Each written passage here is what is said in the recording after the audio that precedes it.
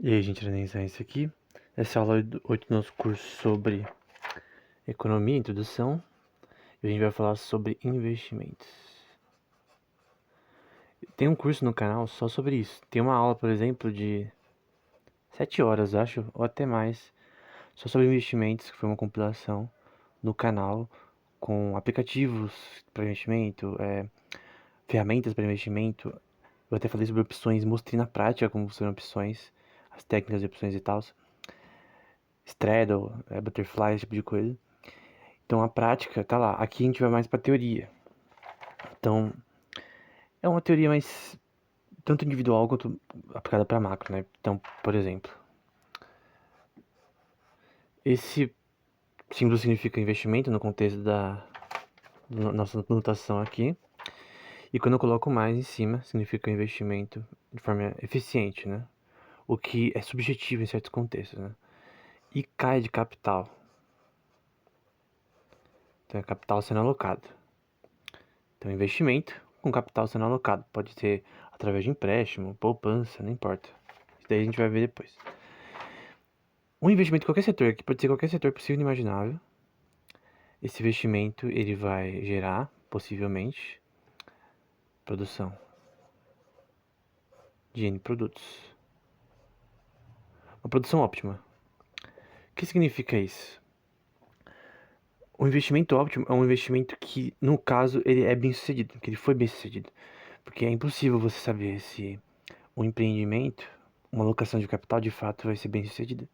Se você investir numa empresa, do ponto de vista de equity, né, seja privado ou público, então você compra uma ação na bolsa, por exemplo, esse investimento, essa alocação de capital, não necessariamente vai gerar retornos. Nesse caso aqui, não é associado a esse contexto, é associado à produção de alguma coisa. Pode ser produção, por exemplo, de café. Então, tem uma empresa de produção de café, ou produção de arroz, ou produção de prata. Ou não precisa ser produção necessariamente, pode ser estoque. Eu posso trocar o valor aqui para estoque de produtos que você vai vender. Por exemplo, você tem uma loja de moedas de prata e ouro, que é muito comum nos Estados Unidos, que é coin shop. Quanto capital você tem que alocar de forma eficiente para você vender tudo de forma a você ter um retorno desse investimento de forma completa, né? Então, só que sabe qual é o problema? É que muitas pessoas entendem que capital não necessariamente, eu vou até apagar aqui. Não necessariamente o investimento ele vai dar retorno. Então, talvez eu tenha um aumento de investimentos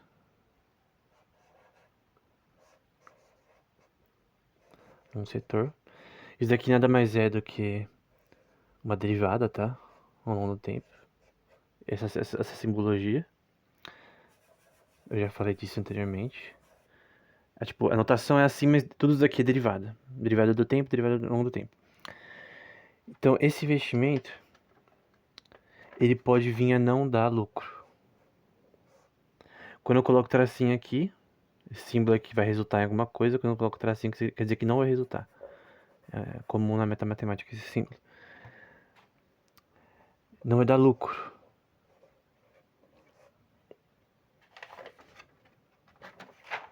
De N produtos sendo vendidos.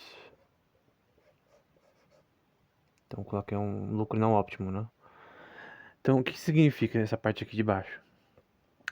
Que não é porque, isso aqui é muito importante, não é porque você coloca mais dinheiro em qualquer tipo de setor. Vamos supor, você vai criar um restaurante, você vai criar uma loja, tu vai criar um e-commerce, tu vai criar uma indústria, tu vai, sei lá, abrir uma barraca de cachorro quente. Não é porque você investe mais capital que você vai ter mais lucro. Não é porque alguém tem capital que ele vai gerar resultados com esse capital. E esse capital, você tem uma ineficiência nesse capital. Lembra da margem de erro? A gente já falou nas últimas aulas sobre margem de erro. Todo mercado vai ter margem de erro. A gente viu que na área alimentícia de mercados em si é 36% a margem de erro, em média, no Brasil. Item que não é vendido e vence.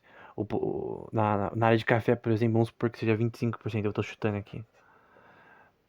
Na área de venda de produtos de limpeza, vamos supor que a perda seja de 15%. não importa. Isso depende do gerente, da pessoa que está alocando recursos. Por nós sermos seres humanos, né, nós somos oniscientes, né, nós temos falta de informação, nós sempre cometemos erros. A pessoa que menos comete erro é aquela que tem que know-how. E esse é um termo que você tem que guardar. O que é know-how? Que know é de conhecer, how é como. Lembra que o conhecimento é a coisa mais importante na economia, na informação, como eu disse anteriormente? Só que também você tem que saber como. Não adianta se você saber sobre tudo sobre o mercado de café e não saber como colocar isso em prática numa empresa. Você tem que gerenciar pessoas, não só capital. Tu tem que lidar com três coisas, né? Segundo o Rothbard: capital, trabalho e tempo. O problema é que tu pode ter capital. Muitos têm capital. Mas eles não sabem como executar isso ao longo do tempo ter. E na próxima aula vai ficar mais claro quando a gente vai ir para algoritmos nesse contexto. Então a questão é, qual que é o objetivo do empreendedor, do capitalista, né? Seguindo Rothbard aqui. Ele quer ter lucro, né? Certo? Se não ter lucro, não tem porque ele tem empresa, né? A empresa vai falir. Então, o seu objetivo é achar isso daqui. Qual é a taxa de investimento óptima para gerar lucro na venda de N produtos? Qual é? Isso daqui é muito difícil saber, porque você não tem como saber. Então vamos supor que você abre uma loja. Quanto você precisa para abrir a loja? O mínimo, vamos pro mínimo, né? Você precisa pagar aluguel, você precisa talvez comprar de repente a loja, o local. Tu vai ter que reformar ela, contratar alguém. Tu vai ter fornecedor interno, ou você mesmo vai produzir, ou você vai trazer de fora o produto. Tudo isso daí vai impactar na loja. Vamos supor alguém que quer cartas de Pokémon, quer investir no mercado TCG, por exemplo. Quanto ele precisa para abrir uma empresa, né? Nesse setor. Se ele for num shopping, talvez ele pague 12 mil de aluguel no mínimo. Se ele for pra rua, talvez ele pague 5 mil, dependendo do lugar, talvez 3 mil. Tudo isso vai impactar, mas a questão é, quanto que ele precisa para realmente ter isso daqui inicialmente? Lucro, no longo prazo. E uma coisa importante é que às vezes com menos capital tu consegue ter mais resultados. Um exemplo claro, por exemplo, é o jogo recente Clair Obscur. É 33 Expedition, né? 33 Expedition, que ganhou o jogo do ano recentemente. E o budget deles e a capacidade deles de pessoal, né, de capital humano, é muito inferior à das outras empresas. Ubisoft da vida.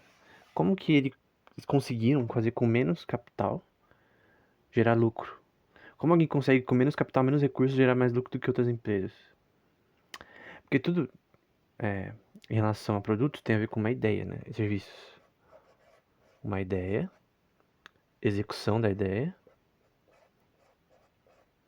execução, que é o que know-how, e você manter a ideia, né? De repente, se for um serviço, né? Contínuo, né? Mas a ideia é a execução. Talvez você tenha uma boa ideia, tenha uma péssima execução.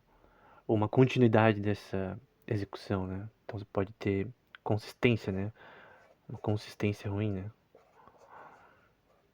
O grande ponto aqui é que achar isso daqui é muito complexo. A gente viu que é impossível você maximizar o lucro. Você não consegue maximizar o lucro no seu ponto máximo.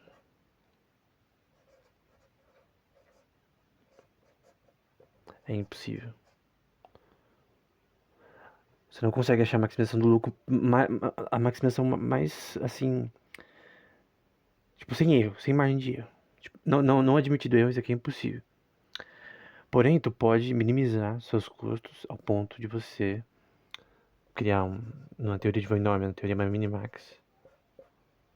Você minimizar seus custos e maximizar seu lucro em relação a, ao que você está realizando, né? Seu projeto, né? Então, eu quero minimizar,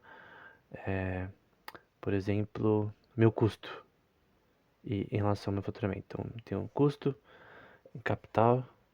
Então, eu quero minimizar meu custo e maximizar meu lucro. E lucro.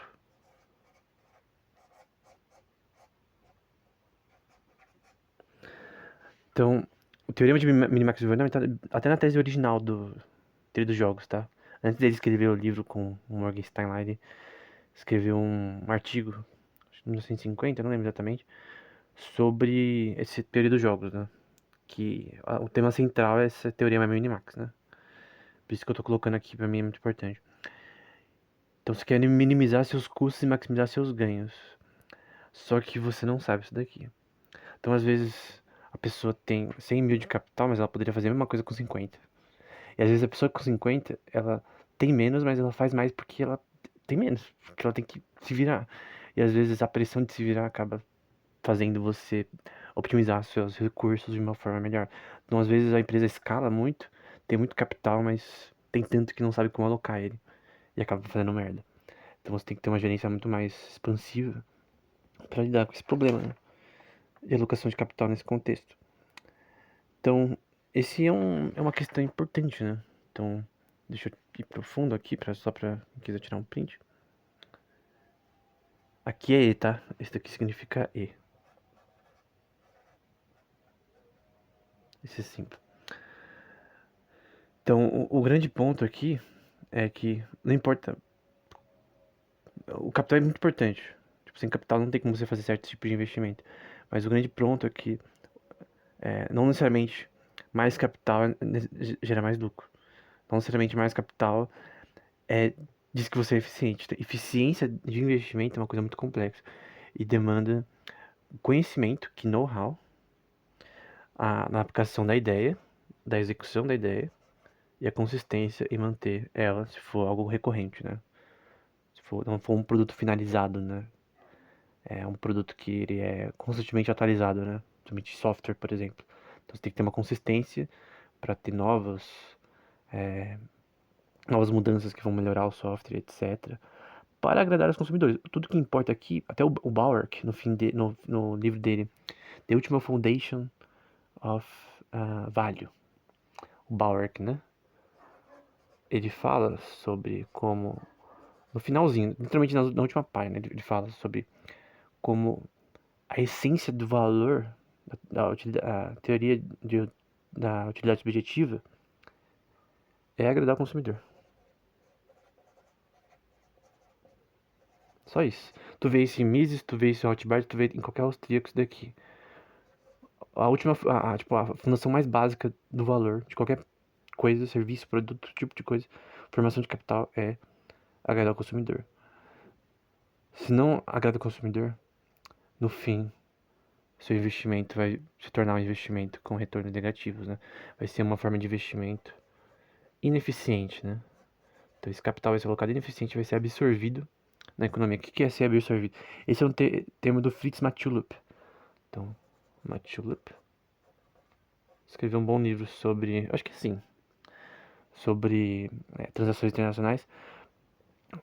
Fiz resenha no Instagram também há um tempo atrás. Absorção de capital normalmente acontece no mercado de ações, mas basicamente, se o capital deixar de existir, né? Ele é basicamente absorvido, entre aspas, queimado por uma má alocação, né? Então, é isso que acontece, né? Então, tudo se resume a que know-how no fim, né?